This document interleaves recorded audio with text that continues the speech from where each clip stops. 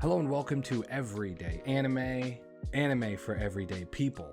I'm Isaiah and I've watched a whole lot of anime. Welcome in the place to review, discuss, and recommend anime. And this isn't like, you know, the weeaboo thing. I'm this ain't, if you're like super clicky and like particular about your anime and very opinionated about it, maybe not for you. This is the place where maybe you're just getting into anime, or maybe you're like more or less normally functioning, not like borderline furry status. Maybe you're a doctor or a businessman or a nurse or something, and you enjoy anime, right? So you're watching it, you've watched something fantastic, and you go, what do I watch next? Well, here you are. There's a lot of good stuff out there, but how do you choose? I was talking to my friend the other day, happens to be a doctor, and he made a comment, you open up Crunchyroll and it's just the first things you see are like the time I went into a dungeon and tripped over a cat and met a guy. Is it okay if I hit on him? And that's the name of the show, that I've been turned into a spider, but I can only ride skateboards around town and talk to guys through my butthole. Should I show them my power level? And if you ever turned on Crunchyroll, you'll know exactly what I'm talking about. And you look at those shows and you go, who's watching that? Is that even good to watch? And I will say this, some of them are. Some of them are. Most of them are like the junkiest junk food of anime. Most of them. Some of them not so bad. Maybe I can recommend some of those to you, but not today. Not today. All right, we're going to be recommending some other things. First up, we got, let's see, what is this? This is Midnight Lo-Fi Streets. You like that? I like that. Nice rainy little coffee shop in the streets of Japan. That's nice image. I think all of us who watch anime are kind of romantic about that. You look at that with a sense of romanticism, a place of longing. You want to be there alone, sipping a cup of coffee, getting introspective. Last week, I said I was watching Tojima Wants to Be Kamen Rider, and it is still going. I got all caught up, and I will say this, I feel the same way about it. It's a blast. It's a blast. It's a really fun watch. Maybe not one if you're kind of newer to anime, because there's a lot of silliness to it, but it's this tongue-in-cheek, like it's very aware of how goofy it's being, but it's a very fun anime. It's like if you've ever watched Spider-Man, or you've ever watched just anything, you've ever been a fan of like heroes, watch Dragon Ball Z try to turn into Goku, then you understand this show. It's about a guy and a few other people who watched Kamen Rider, which is like an old show. I think it might even still be running. It's kind of like Power Rangers. They just keep doing different generations, but it's been running for a very long time in Japan, and these guys are fans of that, and they love it so much they want to become Kamen Rider. Very good. It's fun. A lot of fun. Anyway, I got all caught up. Episodes are still coming out. I still feel the same way about it. You should check it out. But today, what will we be discussing? Today, I've got some recommendations for you, both of which are watch to reads. Watch to reads. That's where you can watch the show, and then once you're all caught up, if you're like, I need to know what happens, pick up that manga and get to reading, because where it goes, it'll blow your hair back. It'll blow your hair back. All right, first one up is Promised Neverland. If you like Attack on Titan, Death Note, a very cat and mouse, intelligent, it makes you think, but also question your own reality, then maybe Promised Neverland is for you. Okay? In a strange world filled with sentient creatures of different species. Man, these plots are so Like when you go to Wikipedia, be very careful. If you are looking up an anime and you're like, I want to know if I should watch that, let me read what it's about. Careful going to Wikipedia, because most of the time they are intense plot spoilers. Now, I will say this, as I'm explaining Promised Neverland, the entire setup is within the first episode or two. And I mean, so I'm not spoiling anything for you, but yeah.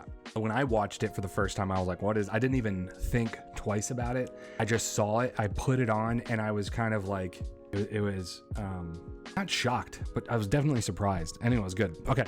Promised Neverland is a show about a group of children, okay, that live in an orphanage, and their life is comfortable and perfect. It's very structured, very, scheduled play.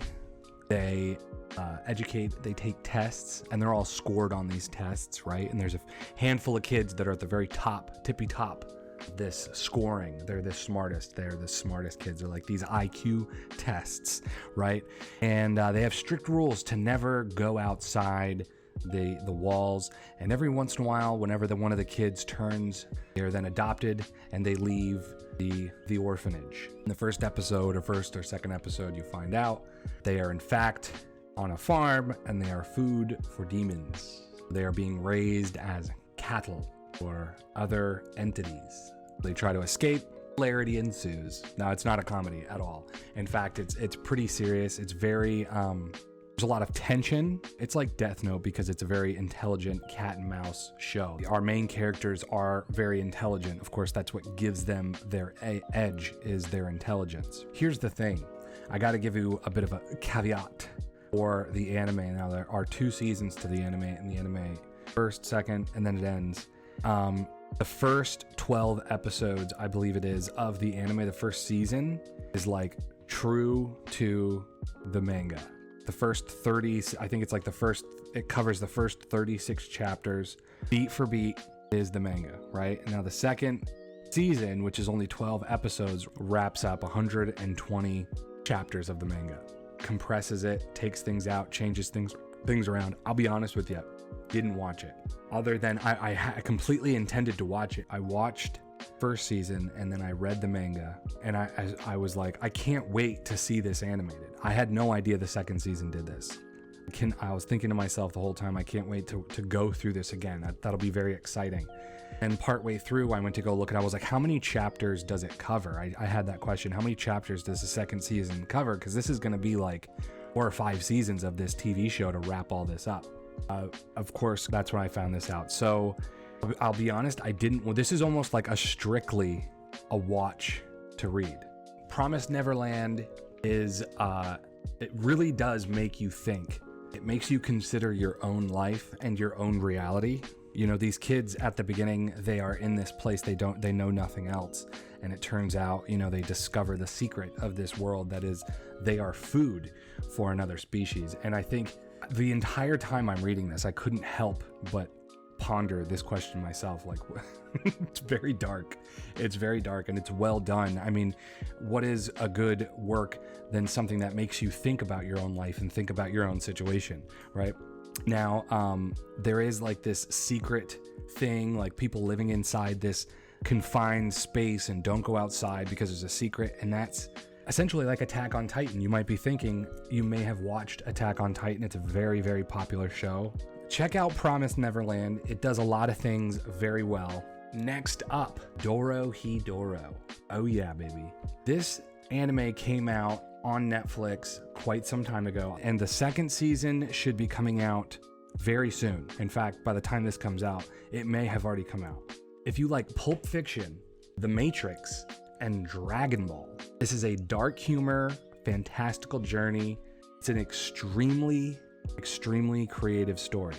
Maybe you're familiar with it and you're wondering, how is it like Pulp Fiction? These people are essentially murderers, death is all around them, but in the face of this, they are still cracking jokes. That's how it's like Pulp Fiction. It's like The Matrix because it's dirty, it's grimy, and there's these 2 different worlds. First, let's explain what Kaiman, an amnesiac man with a lizard head and immunity to magic, who hunts sorcerers alongside his friend Nikaido, to find the one responsible for his disfigurement. Dorohedoro is a dark fantasy comedy set in a gritty, polluted city known as the Hole.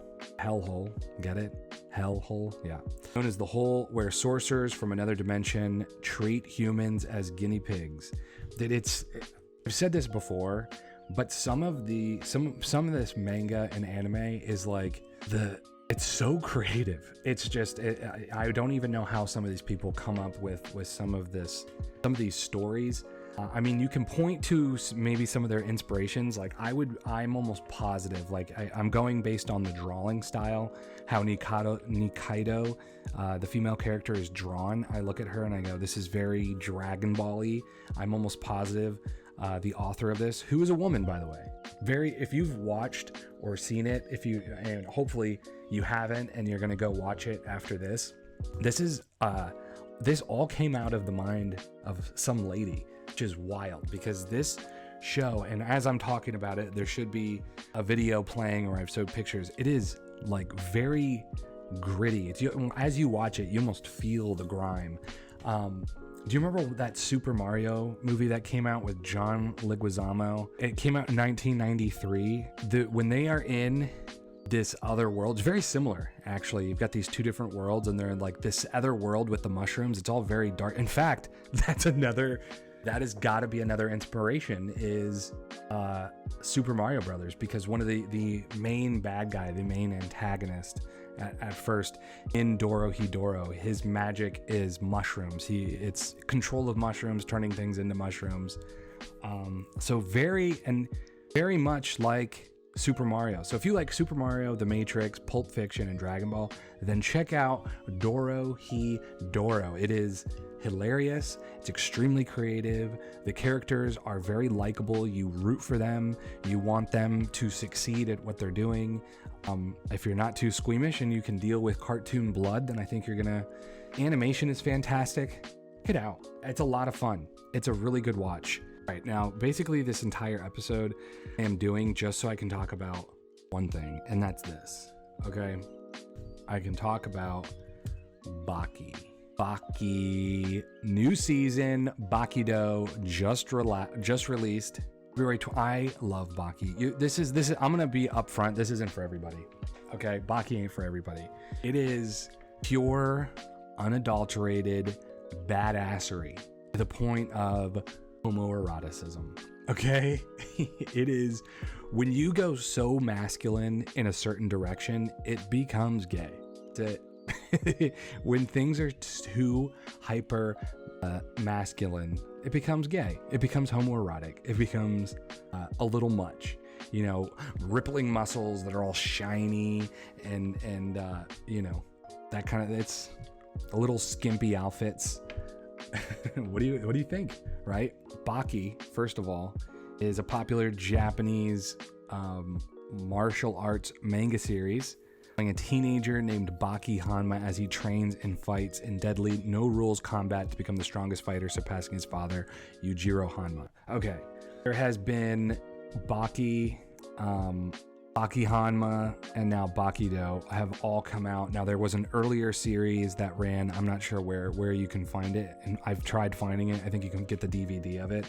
But there was an earlier series before Baki that came out on Netflix. Baki came out on Netflix, this earlier series. I don't know where it's at. But it all follows this ongoing manga that this guy is still writing. Suki Itagaki. Suki Itagaki.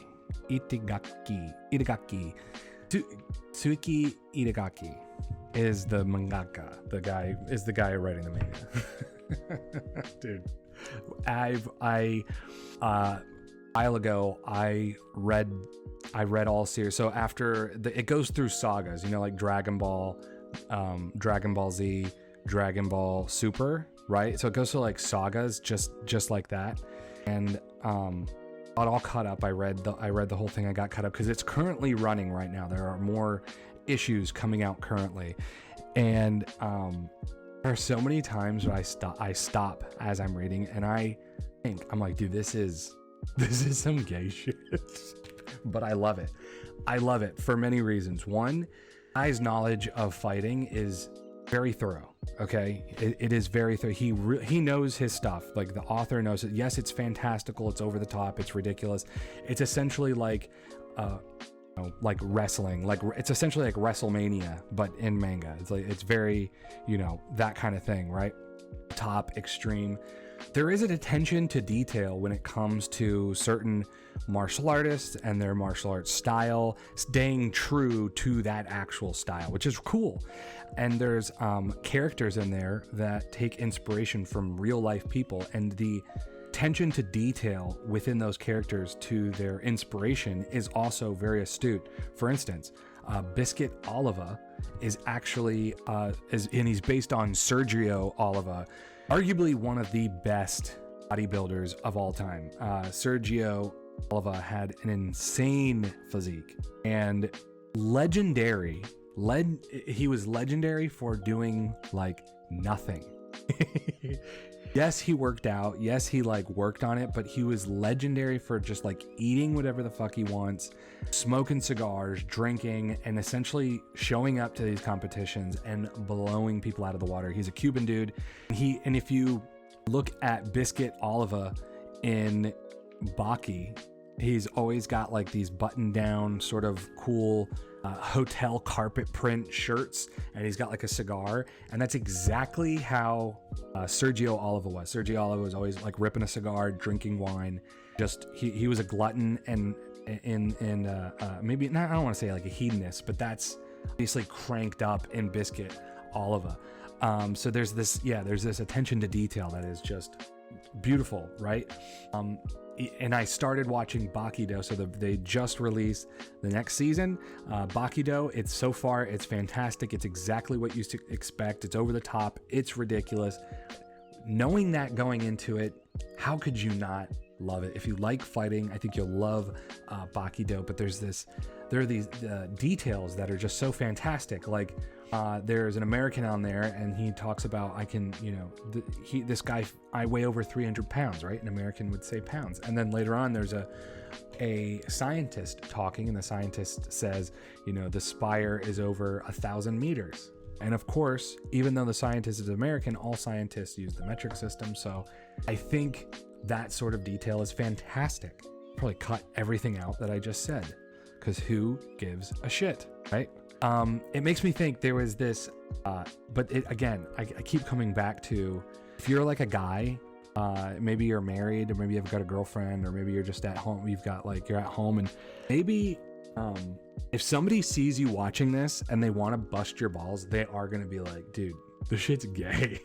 Like, my wife would see me watching this and would constantly be like, what are you watching? And I'm like, this is very hetero. You guys are fighting, okay? And it makes me think, there's this video that's going around the internet. I saw it like a week ago. It's Matthew McConaughey and like some other guy. They're like nose to nose, like talking shit. And the video's like, if you show this to a woman and say and ask what you think, what do you think's going on here? They go, oh, a woman goes, oh, there's sexual tension, and they're about to kiss. We kiss with their pee-pee in their butthole, they're about to kiss. If you show it to a guy, you go, oh, they're about to throw hands, right? So I think that dichotomy is very interesting. I think that explains a lot about men and women, and maybe a lot about our miscommunications in a lot of situations. Like, we view the world very differently. We're experiencing it very differently.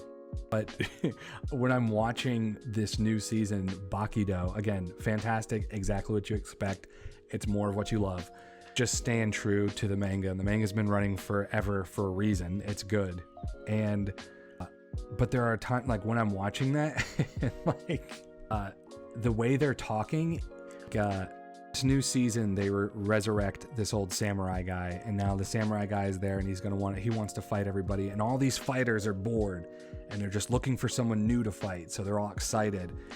And one of these sensei guys, this guy that does karate, he shows up to the dojo and he's like, just gotta have him. I just want to fight him. I'm so excited right now. That's all I can think about, right? And as you're watching it, you just think, like, talking about fucking, you just change, like, boom, just that little bit, and you go, they talk about fucking. The entire show still It means something totally different, and that's all you've changed. They're not talking about fighting, they're talking about fucking. It becomes very uncomfortable to watch. I might have just ruined it for you, but no, I've got a special place in my heart for like trash fighting shows. I don't even think they're trash, but they're just like these mindless fighting shows like Kengan Ashura, Baki. Record of Ragnarok is okay, I guess. It's not my favorite, but I'll watch it. Like, I love them. Love tournament fighting shows. They're fantastic. But Baki sits at the pinnacle. I think it's fantastic. I really give it a try. Again, if you're here, maybe if you how about this? Let me give you this. If you're into working out, this show can very much inspire you. Hit the gym and be the best you can be. It very much can inspire you to work out, to push yourself, to be extreme in what you do. And I think it's okay to be an extreme in what you do, because that means, you know, standing out and being better than the competition. And it's a very inspiring show, especially if you're trying to stay fit. And it's like almost laughably over the top. It is laughably over the top. It's fantastic. I love it. But it's not a show that I would recommend to everybody. Like, I wouldn't try to sit my wife down and go, hey, you should watch this. Like, there's a specific person that I would, hey, check this out. But I think it's good. If you're into fighting in any capacity, check it out. If you're into working out in any capacity, check it out. Just know that if somebody sees you watching it, they're gonna think something of you. But it's great. And that about does it for this episode. Thank you so very much. If you like this, if you want to talk about anime, discuss anime, then please like and subscribe. Just know we're not wearing cattails in here, okay? We're not wearing the little Naruto headbands and doing the Naruto run from class to class. And we're actually taking showers, okay? Here we're actually taking showers. We don't have anime girl pillows. We just like anime because it's a good art form. It's good storytelling. Anime is the best storytelling that there is. The best stories ever told are in the anime and manga format. I said it and I stand by that. And I think it should be open and available to more people and not just these weirdo weeaboos. So if you want to explore anime and manga more with me, man who's watched all the anime, then please like and subscribe. This is Everyday Anime, and we will see you next time.